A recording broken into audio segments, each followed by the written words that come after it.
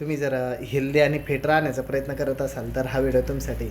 Healthy आणि fit कसं राहू आपण, तर सगळ्यात महत्त्वाचं उन्हाळा चालू आहे. उन्हाळ्यात आपल्याला जर शरीरात पाण्याचे लेवल जर कमी झाले ना खूप सारे, तर आपल्याला काय होतं आहे की शरीर हे तेवढं ट्रान्सपोर्ट सिस्टम चालवू शकत नाही. आणि मग ट्रान्सपोर्ट सिस्टम जर बंद पडायला लागलं ना, कमी काम करायला लागलं, आपल्याला इरिटेशन व्हायला लागतं. म्हणजे थकवा यायला लागलं, चिडचिड होणं, काम करायची इच्छा नसणं, एकदम वीक वाटणं किंवा हातपाय गळून जाणं, हे सगळे प्रकार होतील. आणि हे जर होत आहेत ना, म्हणजे काय का आपण जे काय घेतो आहे बॉडीला, तर ते तेवढं प्रॉपर होत नाही. तर पाण्याची लेवल वाढली का ऑटोमॅटिक हे बदल व्हायला लागतं. तर पाणी किती आणि कोणत्या वेळेला घेणं हे सगळ्यात महत्त्वाचं. साधारण माझं वजन आहे आता 71 किलो, आणि 71 किलोला मला 3.5 लिटर पाणी पाहिजे.